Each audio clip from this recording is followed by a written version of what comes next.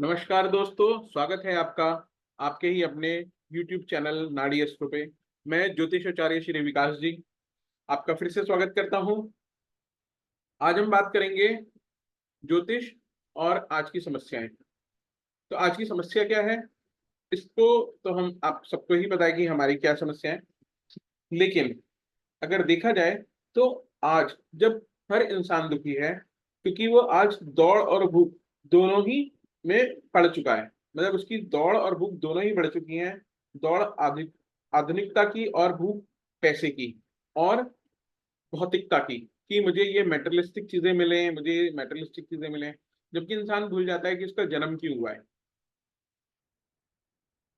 संतोष लोगों का खत्म होता जा रहा है और सद्भावना और प्रेम भी। आज ज्यादातर लोग दूसरे की उन्नति देख के, दूसरे की खुशहाली देखकर दुखी रहते हैं, जलते रहते हैं, जो कि कारण है नेगेटिव थॉट्स का और आपके अपने फिर बुरे कर्मों का और उसका बुरा परिणाम। तो दोस्तों, सदियों से ही ज्योतिष मार्गदर्शन का माध्यम रहा है। ज्योतिष कोई ऐसा नहीं कहता कि ऐसा बिल्कुल हो जाएगा, 100% गारंटी नहीं लेता। लेकिन वो ऐसे बताता है कि हम अगर इस तरीके से करेंगे, कुछ समय इंतजार कर लें, ये समय थोड़ा अच्छा नहीं है या ये समय थोड़ा अच्छा है, तो अगर हम पूरे प्रयास करें तो हमारा काम सफल होगा। जैसे कहते हैं कि योग होते हैं हमारी कुंडली में, दशाएं और गोचर भी योग बनाती है, नाड़ी में प्रोग्रेशन योग बनाता है। लाल किताब में वर्षफल से हम योग देखते हैं। योग तो खैर होते हैं, लेकिन वो जो टेम्परेरी योग होते हैं जिसमें हम कुछ काम कर सकते हैं, कुछ काम के लिए रुक सकते हैं। ये हम विभिन्न तरीकों से ज्योतिष की विभिन्न विभाग जो ब्रांचेस हैं उनसे देखते हैं। तो जैसे मैंने कहा कि ज्योतिष सदियों से मार्गदर्शन का माध्यम रहा है, एक मार्गदर्शन का ज्ञान रहा है, ऑब्जर्वेशन की साइंस रही है जो हमारे ऋषि मुनि ने हमें दी। और हम भी अब नई नई अनुसंधान करके, जैसे केपीएसलॉजी, और नई चीजें इसमें जोड़ते जाते हैं। तो ये भौतिक और आध्यात्मिक दोनों के ही मार्गदर्शनों का कारण रहा है कि अनजानपन में जो अंधेरा रहा है। मतलब अगर हमें भौतिक सुख चाहिए, अगर हम आध्यात्मिक की तरफ जाना चाहते हैं, तो उसमें जो आगे रास्ते में अंधेरा है, भविष्य में जो अंधेरा है हमें नहीं पता होता, ये उसको समाप्त करता है। ये बताता है कि चलो ये समय अच्छा है आपके लिए। अगर आपको मंत्र साधना करनी है, आपको कोई सिद्धि प्राप्त करनी है, आपको मुक्ति की तरफ जाना है, आपको कुंडली जागरण करनी है, तो ये समय अच्छा रहेगा। और अगर आपको गाड़ी खरीदनी है, आपको घर खरीदना है, आपको शादी करनी है, आपको नई नौकरी चाहिए, आपको पैसा चाहिए, आपको व्यापार करना है, तो ये समय अच्छा रहेगा। और इस समय आप अपना जो है थोड़ा संभल कर चलें। तो ज्योतिष इस तरह से कार्य करता है।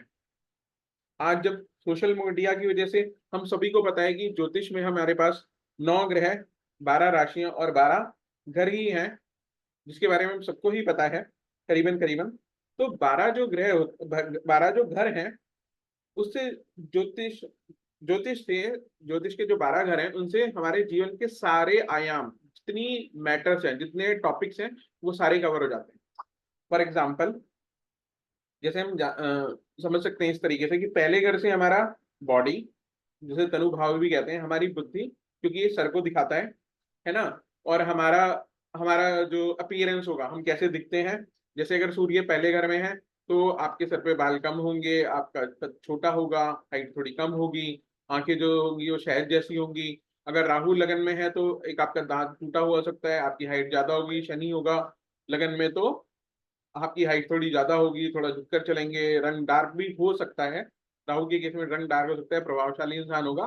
तो इस तरीके से हम पहले घर से हम अपना तन, मतलब हमारी बॉडी, हमारी दिमाग, हमारा भाग्य और हमारा अपीयरेंस देखते हैं। मतलब और भी बहुत सारी चीजें देखते हैं, लेकिन ये जैसे पहले घर से एक एग्जाम्पल था।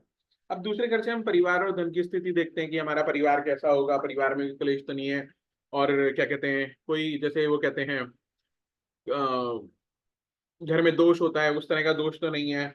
तीसरे घर से हम अपने भाई बहन देखते हैं, अपना पराक्रम देखते हैं, हमारा कम्युनिकेशन देखते हैं, हमारे पड़ोसी के साथ हमारे संबंध देखते हैं। इसी तरीके चौथे घर से हम सारे सुखों को, माँ को, क्योंकि माँ से सारा सुख होता है, सुख को, बाद में बीबी से भी जो सुख होता है, हर तरह का सुख देखते हैं। संपत्ति देखते हैं, चल अचल संपत्ति देखते हैं, धन वाहन देखते हैं, हम किस तरह की घर में रहेंगे। हमारे घर, यहाँ तक कि हमारे घर जो बोरवेल कराएंगे हम, जो पानी आएगा हमारे घर में जो नीचे से, वो किस तरह का आएगा, वो भी हम चौथे घर से देखते हैं। इसी तरीके से पांचवें घर से हम अपने संतान देखते हैं, हमारी बुद्धि देखते हैं, आईक्यू देखते हैं, मंत्र सिद्धि देखते हैं, हमारे हम किस तरह से अपना मनोरंजन करेंगे। तो अगर मान लीजिए किसी के शुक्र है तो वो भौतिक चीजों में जाके मनोरंजन करेगा, और अगर किसी के गुरु बैठा हुआ है तो वो धर्म की बात करके मनोरंजन करेगा। तो किस तरह का ग्रह बैठा है उस तरह का हमारा मनोरंजन हो जाता है।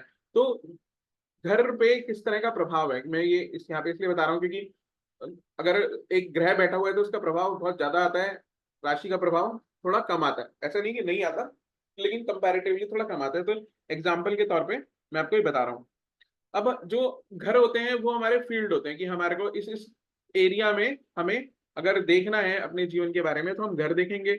उसमें जो राशियां बैठी होती हैं वो बताती हैं कि वो उसका आवरण होती है, मतलब इसकी पोशाक होती है कि इसमें कैसा रहेगा। अब किसी के अगर मान लीजिए किसी के 12वीं राशि बैठी है, तो 12वीं राशि जिस घर में बैठी है उस घर में अगर बुध का प्रभाव देखा जाएगा तो वो नीच का हो जाएगा, और अगर शुक्र का प्रभाव देखा जाएगा तो उच्च का हो जाएगा। तो अगर शुक्र वहां पे बैठा है तो उस तरह के उस घर के, मतलब उस विभाग के, उस मैटर के सारे करीबन उसको अच्छे रिजल्ट मिलेंगे, क्योंकि वहां शुक्र उच्च का हो गया। अगर बुध नीच का हो गया तो बंदा एनालिसिस करेगा, एंजॉयमेंट नहीं कर पाएगा। तो इस तरीके से हम घर, राशि और उसमें बैठे ग्रह या उस पर दृष्टि पड़ते ग्रह या उसके मालिक ग्रह से उसका एनालिसिस करते हैं, जो कि थोड़ा सा कॉम्प्लिकेटेड है। प्रैक्टिस से आप सीख सकते हैं, और ऊपर प्रभु की कृपा चाहिए होती है इसके लिए।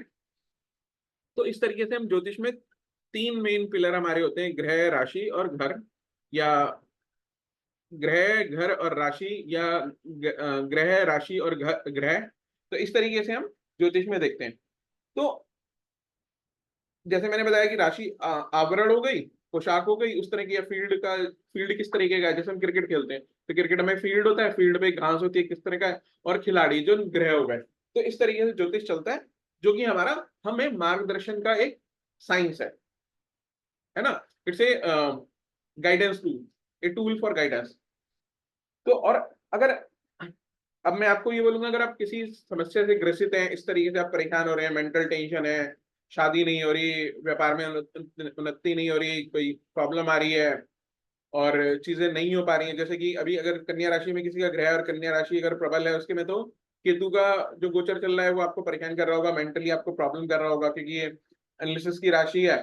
और अगर शुक्र बैठा है तो धन की हानि हो रही होगी, मंगल बैठा है तो भाई के साथ दिक्कत हो रही होगी, और अगर गुरु बैठा है तो वो मेंटल टेंशन में कुछ ज्यादा ही होगा। तो इस तरीके से हम गोचर से भी काफी कुछ निकाल सकते हैं। तो अगर आपकी किसी भी तरह की कोई समस्या है और अगर आप मार्गदर्शन चाहते हैं तो आप हमारी पेड कंसल्टेंसी ले सकते हैं, और आप मुझे व्हाट्सएप नंबर पे ये 9667076001 इस पे टेक्स्ट कर सकते हैं, और ये पेड कंसल्टेंसी रहेगी। और हम लोग वैदिक ज्योतिष, नाड़ी ज्योतिष, लाल किताब उपाय के लिए, केपी ज्योतिष अगर किसी को बिल्कुल बहुत डीप में जाना हो तो उसके लिए, और न्यूमरोलॉजी और वास्तु के द्वारा ज्योतिषीय सलाह प्रदान करते हैं।